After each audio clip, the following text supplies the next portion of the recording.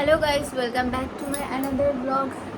আজকে আমি ব্লগটা শুরু করছি। এখন বাজে সন্ধ্যা 7টা প্রায় বাজতে গেল। আর এখন হচ্ছে আমরা একটু আগে বিকেল 4টের আগে আমি স্নান করেছি। 4টে 3টের সময় মনে হয়। তো 3টের সময় স্নান করেছি। চুলগুলো এখনও শুকায়নি, তো ওই জন্য চুলগুলো ছেড়ে রেখেছি, একটু পরে বেঁধে নেব। আর আজকে আমাদের বাড়িতে আসবে নীরাজের একজন বন্ধু আর বন্ধুর ওয়াইফ, তো সন্দীপ আর সুস্মিতা।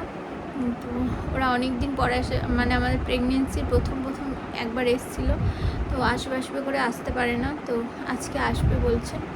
তো সেই জন্য আমারও ভালো লাগবে, যেহেতু আমিও বাইরে বেরোতে পারি না সেরকম, কখন ডাক্তার দেখানো ছাড়া সেভাবে আমি বাইরে বেরোই না।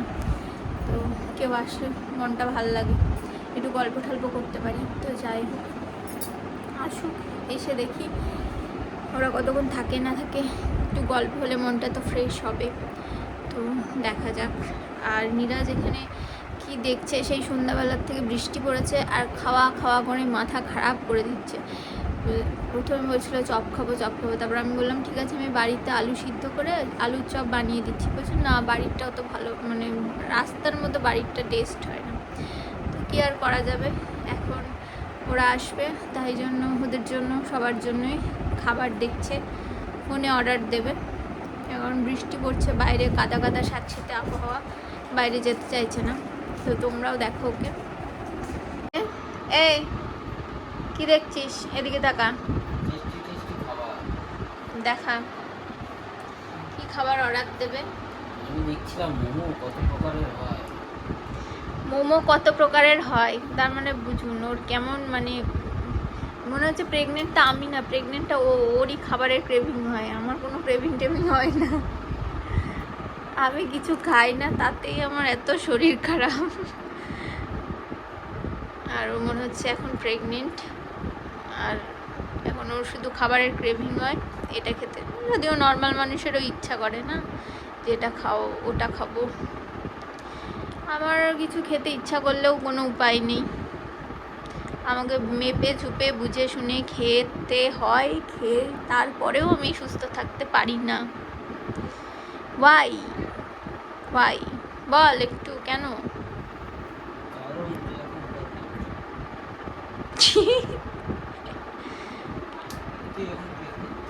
আমার দিকে তাকা। তুই এখন প্রেগনেন্ট। ঠিক আছে, তো চলো আবার ওরা আসলে দেখাচ্ছি কি আনবো না আনবো, কি করবো না করবো। পনির পরাঠা খাবি?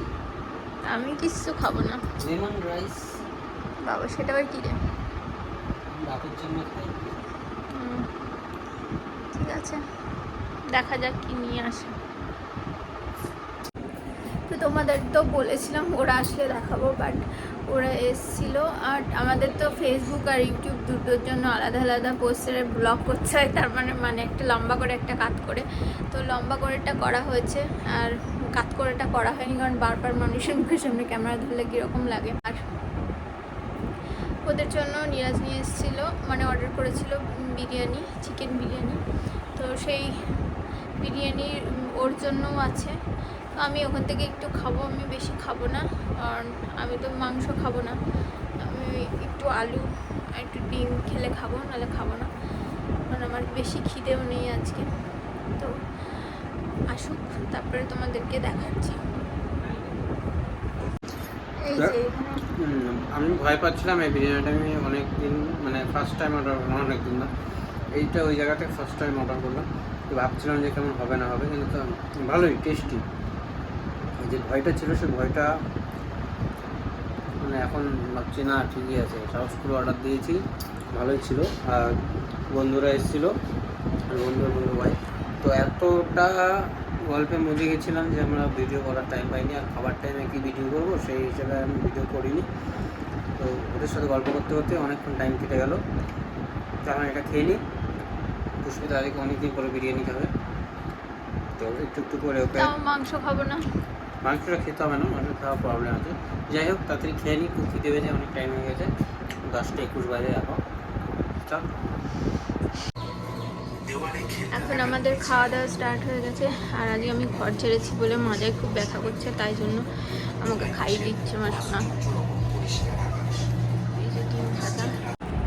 তো এখন হয়ে গেছে রাত্রিবেলা, মানে রাতে ডিনারের সময় হয়ে গেছে। আর এখন আমি আসলাম তার কারণ আজকে সারাদিন একটু এই বইগুলো এসি লাগানোর পর যে কী বলবো, ওই যে দেওয়ালের গুঁড়োগুলো হয়েছিল, তো প্রচণ্ড নোংরা হয়ে গেছিলো।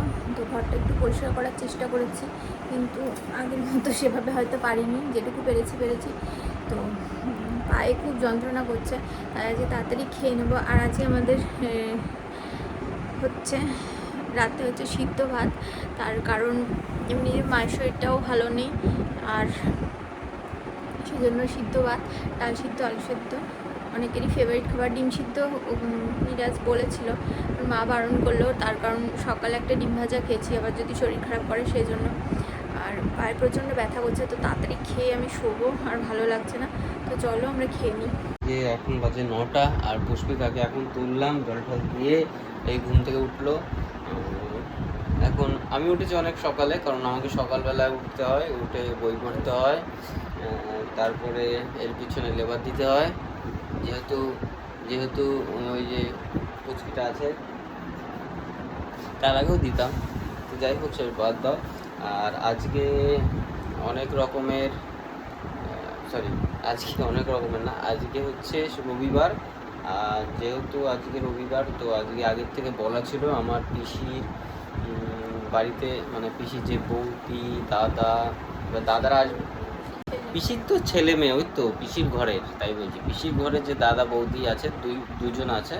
এবার দাদারা আসবে কিনা জানি না, তবে বৌদিরা আসবে। ওরা এসে রান্না করবে, সেটা হচ্ছে 2 রকমের রান্না করবে, চিকেন আর মাটন, সঙ্গে আরও দাদারাও আসবে কিনা আমি জানি না তো শিওর। এবার বলে এসছে দাদাদের, ঠিক আছে, দাদাদের বলে এসছে, দাদারা আবার একটুখানি কাজে ব্যস্ত থাকে। যাই হোক, আসলে খুবই ভালো হয়। আর ওই ঘরে মা কিছু জিনিস রান্না করেছে, যেটা দেখতে গেলে তোমাদের ফেসবুকে আমি লিঙ্ক দিয়ে দিচ্ছি নিচে, এখনই চলে যাও ফেসবুকে গিয়ে দেখে নাও। লিঙ্কটা দেখো, আপলোড করে, লিঙ্ক ফিঙ্ক কোনো কিছু বালায়নি, ওই যেমন পরে ধরতে মার করে দিয়ে যায়। লিঙ্ক দেওয়ার কি, ডেসক্রিপশন লিঙ্কটা নিবি, শেয়ারটা করবি, ফেসবুকে গিয়ে শেয়ার করবি, ওখান থেকে লিঙ্ক কপি করবি, দিয়ে ডেসক্রিপশনে দিয়ে দিবি, হয়ে গেল। আচ্ছা, ওই ভিডিওগুলো ছোট ভিডিও, ইন্টারেস্টিং ভিডিও, ওগুলো দেখে নিতে পারো, তোমরা মূল বক্তব্য ওইখানেই পেয়ে যাবা। আর দেখি কি কাজ আছে, তো দেখতে থাকো আজকে কি হবে না হবে। আমারও অনেক কাজ আছে, আজকে রবিবার, যেহেতু ফাঁকা পাই না, দোকানে যাই, আজকে দিনটা ফাঁকা পেয়েছি। তো চলো দেখতে থাকো। এই দেখো, এখানে মাটন, যেরকম বললাম তোমাকে, এখানে মাটন রেডি করা হচ্ছে। আর এইখানে দেখো, এটা হচ্ছে চচ্চড়ি, মরলা মাছের চচ্চড়ি, আর এই যে মরলা মাছ ভাজা। আর অনেকদিন পরে পুষ্পিতা এসছে এখানে রান্নাঘরে একটু হেল্প করতে, কারণ নাহলে চাপ হয়ে যাবে। আর এখানে আছে চিকেন, বাপি মনে হয় মেটে আনেনি। আর এইখানে